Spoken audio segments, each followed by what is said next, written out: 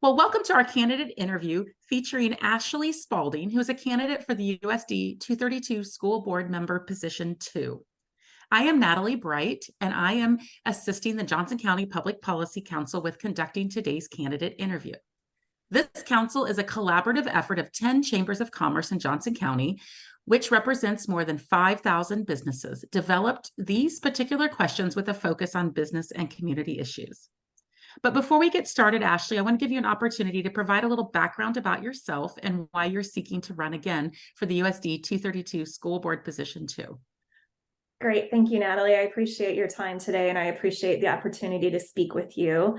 I am Ashley Spaulding. I am running again for re-election to Position 2 on the USD 232 School Board, as you mentioned.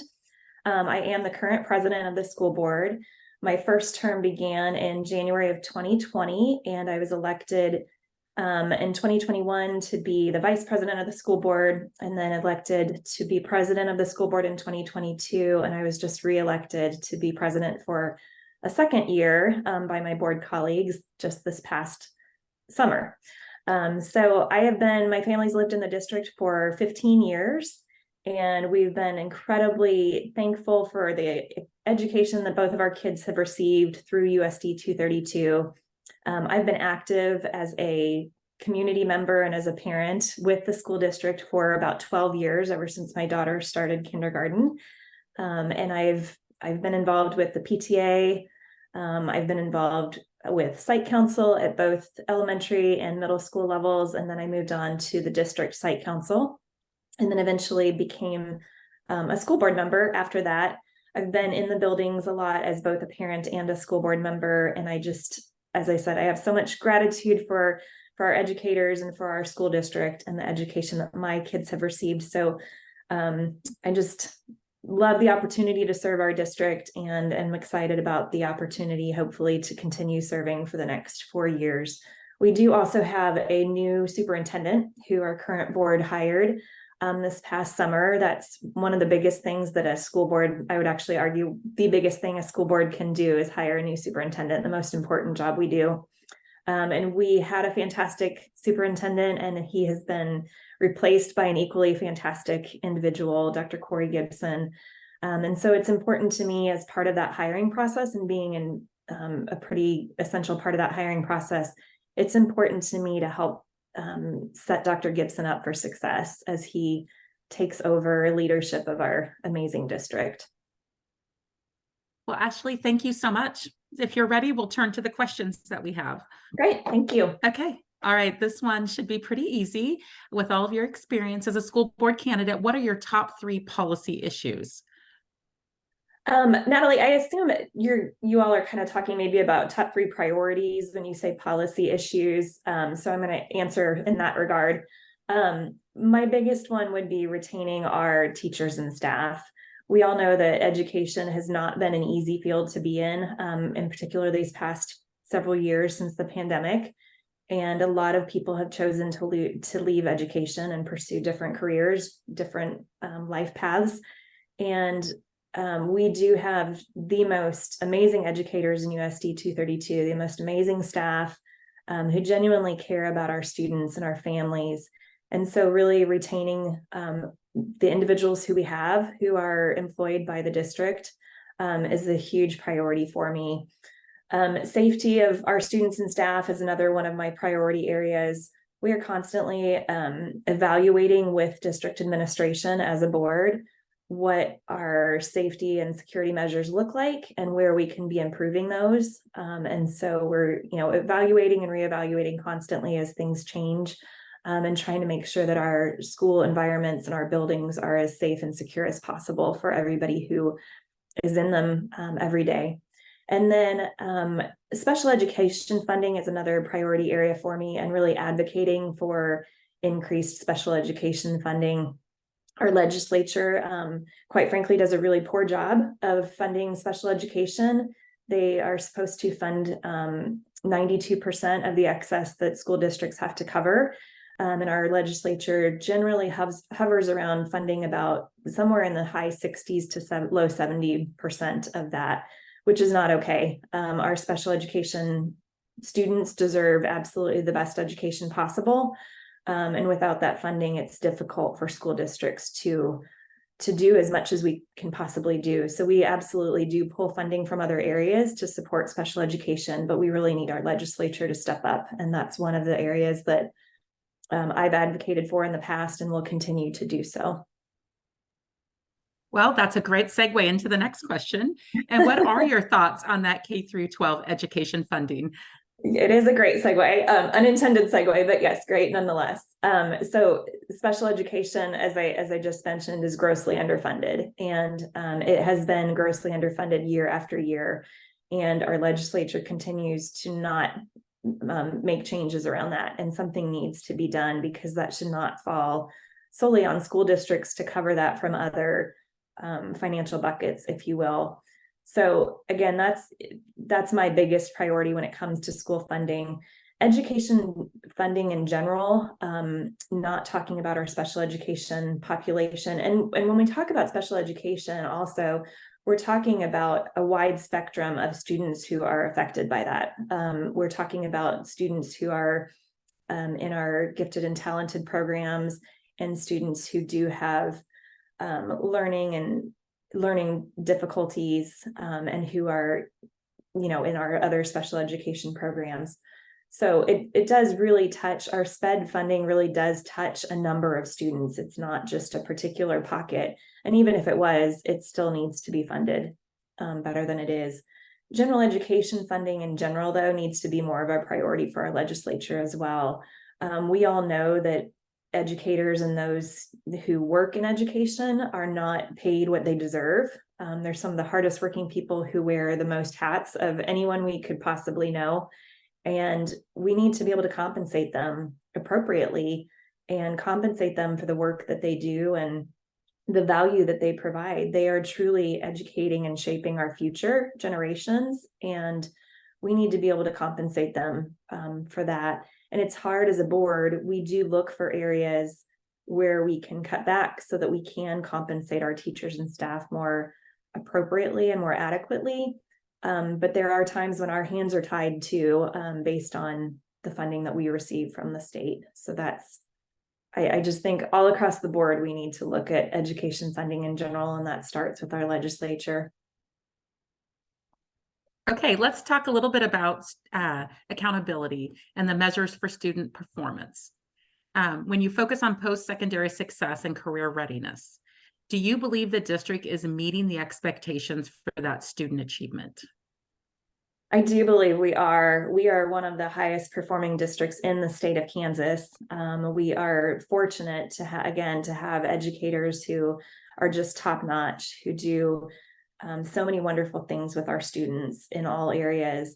And so, yes, we are consistently a high performing district. Our ACT scores are consistently above the state average. Our graduation rate hovers around 97%, close to 98% at times, which is pretty significantly above the state average, which is around 89%. And so, yes, we are, meeting our needs of our students. We do require a little bit more rigorous graduation requirements too. We require 25 credits for students to graduate from USD 232. And the state only requires 21 credits for graduation. So we do hold our students to higher standards, which I think is important. We have earned over the past several school years, we've consistently earned 5 stars in various areas through a program called the Kansans Can Star Recognition Program, which is a statewide program that recognizes districts that are meeting all of those accountability measures, and we consistently perform well in those areas. So I'm really proud of that. All of that said, we always need to be evaluating where and how we can improve academically. Our purpose is to educate our students and to get them ready for whatever post-secondary life looks like for them. So we need to continually, while we're doing really well, and I believe we are, there's always room for improvement, and we always need to be seeking those opportunities to help our kids learn and grow even better than they are. And so I don't, even though we are, a great district in terms of our academics, and I'm super proud of that. And also very grateful to have my own kids educated in such a high performing district. We can always do better. It's one of those things where I just believe we need to continually be reevaluating that and looking for areas of potential improvement. Well, and so this leads into that Kansas is experiencing low unemployment rates and employers are really struggling to find qualified workers. How do you see the school district helping or partnering with the business community for our future workforce needs through those work-based learning opportunities such as internships, training, other career exploration? Yeah, that's a great question, Natalie. Thank you. We have a lot of great opportunities in USD 232 for our students in terms of real world learning. We have a lot of great partnerships and collaborations with businesses within our district and, in our district boundaries. And we all are familiar with the fact that Panasonic is coming to DeSoto and going to really kind of change the landscape of that area in a lot of ways and in a lot of great ways for our school district. So we will have real world learning opportunities with Panasonic. We will have internships available. We've got our internship program is growing. And so we do have a lot of ways that our school district can offer businesses, help with those workforce issues. One of the things that I really do value about USD 232 is that our district recognizes that we are not, that there's not one size fits all for our students in terms of what post-secondary plans look like. We don't push a 4-year degree on all of our students because that's not the right fit for all of our students. We all know that the cost of obtaining a 4-year degree right now is really significant. And for students who that might not be of interest to them, or they might just not, they might not know what they want to do and don't want to go and incur, $100,000 in tuition debt over 4 years and come out not really knowing what they want to do. So there are opportunities for trades and other skilled workers that our district does a really fantastic job of promoting and understanding that there are different paths for different students. We have in 2018, our community was very generous in passing a bond that, as part of the bond, we built a career and technical education center. And it's an amazing facility centered kind of in the middle of our district in Lenexa. And it houses a lot of great opportunities for our students and a lot of different trades that kids can go and learn about at our CTech building. And so just understanding various paths and kind of ways to get to different careers through opportunities like that are pretty abundant in our district. And I think that as we have those opportunities for our students, that will help our workforce in the future, because not everybody is going to go on for a 4-year degree, and there might be opportunities that they learn at our career and technical education center that can then translate into, going right into a successful career after high school. Well, thank you. We're going to shift gears a little bit. Okay. What are your thoughts on the state legislature's desire to expand school choice? I'm pretty concerned about it. It's been a topic of conversation among the board over the last several meetings, and we've been fully informed about it ever since the House bill came to light. But just because open enrollment we do have to have our plans in place by January 1 of next year. We've been talking about it at length a lot more. And as a board, we all in USD 232 have a lot of concerns about it. It's a policy that doesn't sound like it was completely thought out by our legislature. I think they had decent intentions in terms of what they thought they were doing by allowing non-residents to attend, any school district of their choice. But there are a lot of unintended consequences that we have thought of as a board, and I'm sure other boards across the state have thought of too, especially in areas like ours, where we do have high performing schools. We have attractive schools, districts where students would want to come and would want to attend.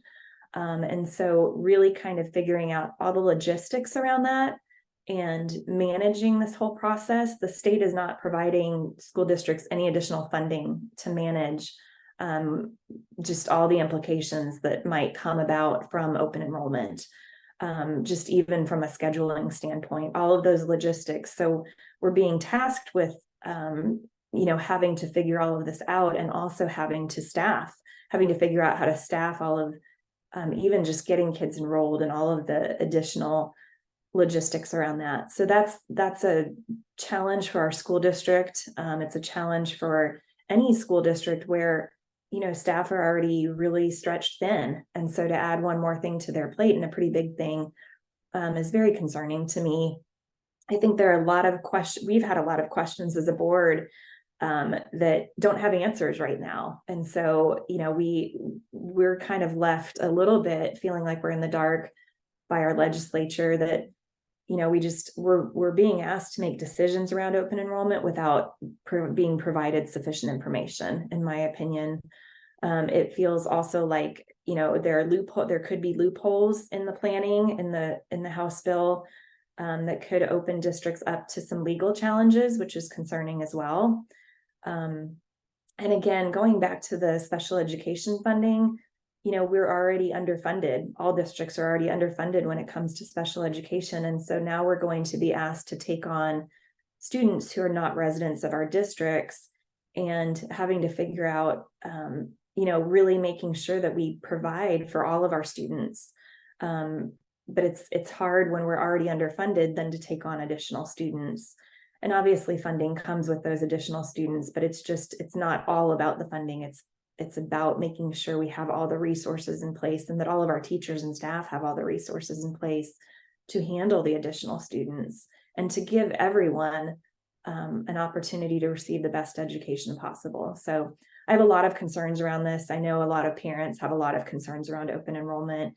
And as a board, we're trying to ask the questions that need to be asked. And, they're tough questions, but just really being as informed as possible as we move into having to make decisions around what this looks like for USD 232.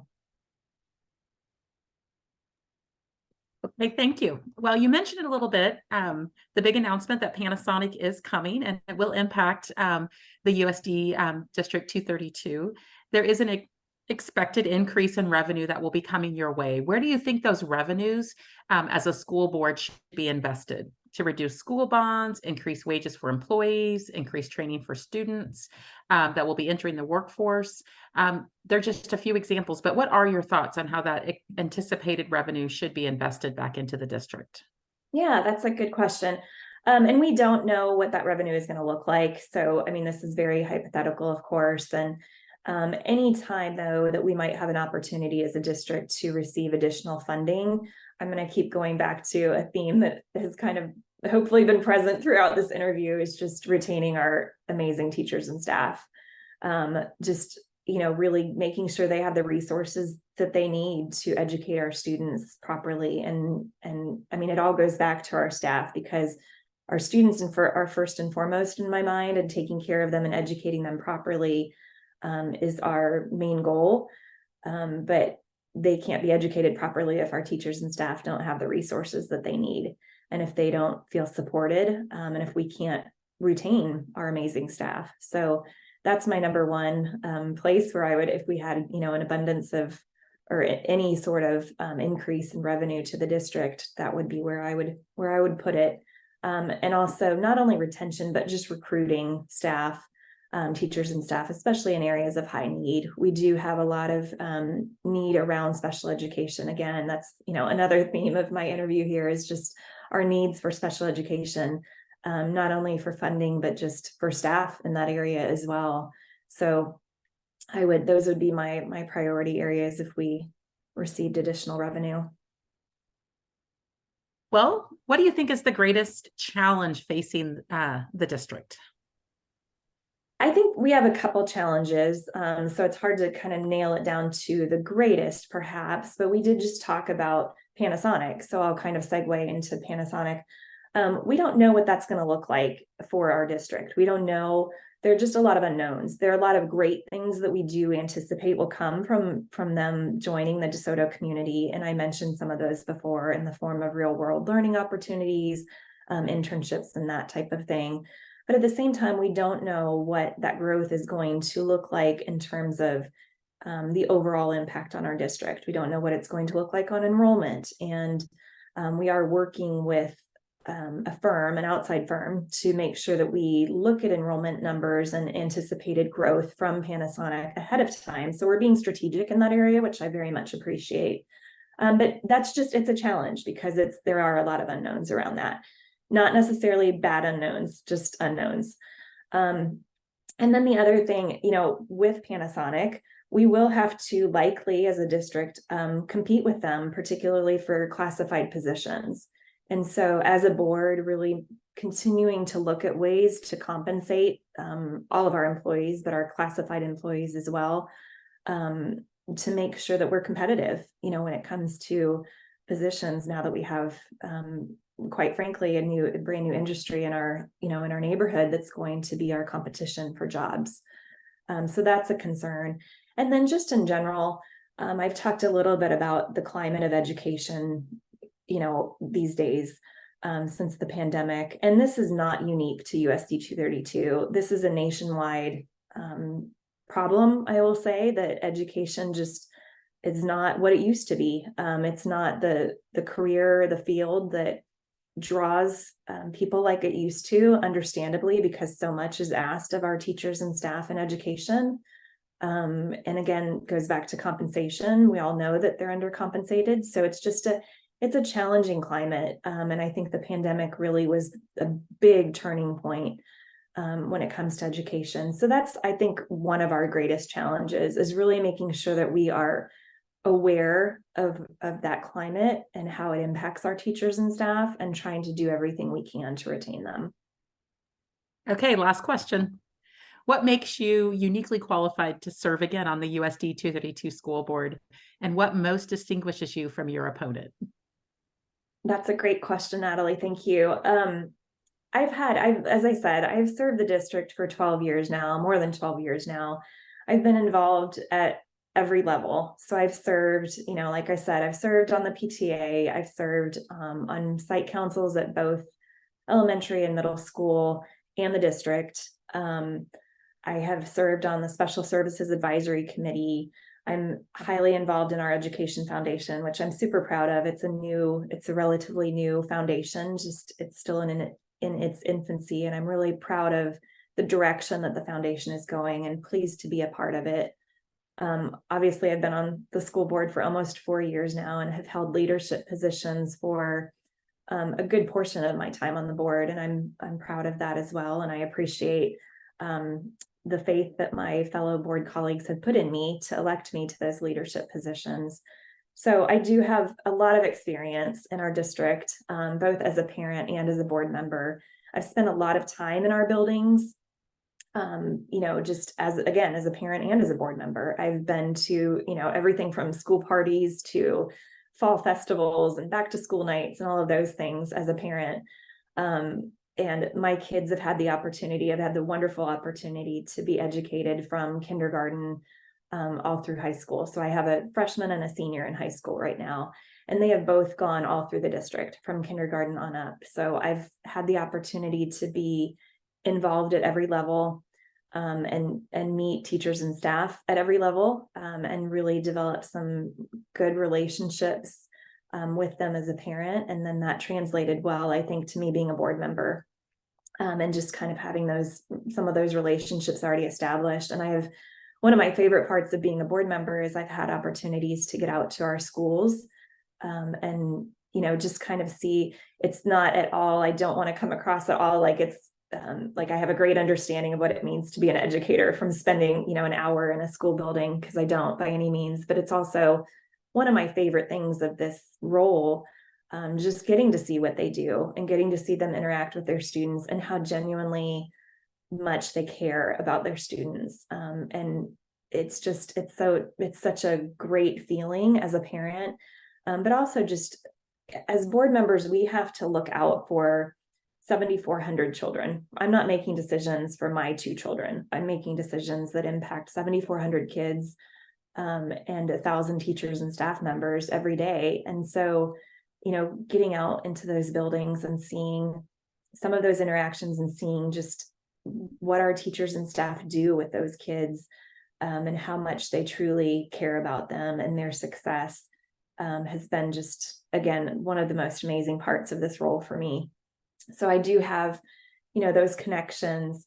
And then I did help, the board played an integral role in hiring our superintendent. We were the most involved piece of that process. And so it was a months-long process and one that I'm very proud of. I'm so proud of our whole board and in terms of how we handled that process. Many of us were new to hiring a superintendent. I believe we only have 2 board members who had ever been through that process before. So it was a learning experience for a lot of us and a really great one, and went so smoothly. And in the end, we just ended up with, I can't think of a better person for the role than our current superintendent. So we're so fortunate to have him. And I just think having consistency on the board when we have a new superintendent is key to, our district has so much going for it and we're on such a path of excellence. We have so much excellence to build on, but again, we always have room for improvement. And having, somebody in our superintendent who has a fresh lens to look at our district and who might have some new ideas and a different perspective on things is fantastic and opens up so many opportunities for USD 232. But I also think it's really important in terms of setting him up for success, for him to have some consistency on the board. So at the end of the day, after election day, we're going to have anywhere from 1 brand new board member to four brand new board members. And at the end of the day, I really do hope that whoever is serving our district in this capacity just continues to put our students first and foremost. And our new superintendent has a philosophy. It's called the empty chair philosophy. And he starts every board meeting with an empty chair. And it's literally an empty chair in the middle of our boardroom. And he asks us all to mentally place any student in that chair and to keep that student in mind as we're making decisions. And it's just such a visual way to remember our why and to remember who we are serving. It's our students first and foremost, and our teachers and staff are right up there with our students in my mind. But I just hope that whoever's serving our district in this capacity really has a solid understanding of that and has our kids first and foremost in mind. Well, thank you so much, Ashley. This does conclude our interview today for the USD 232 Board Position Member 2. I appreciate you joining us and participating in the program. For more information about candidates, videos of these and other candidate forums, and advanced voting details, please visit www.votejoco.com and share this voter resource with your colleagues, family, and friends. On behalf of the Johnson County Public Policy Council, thank you to everyone for taking advantage of this important opportunity to learn more about the candidates. Ashley, best of luck in your campaign. Thank you, Natalie. I so appreciate that. And I sure appreciate you all taking the time to interview us and put these out there for voters. Really appreciate you.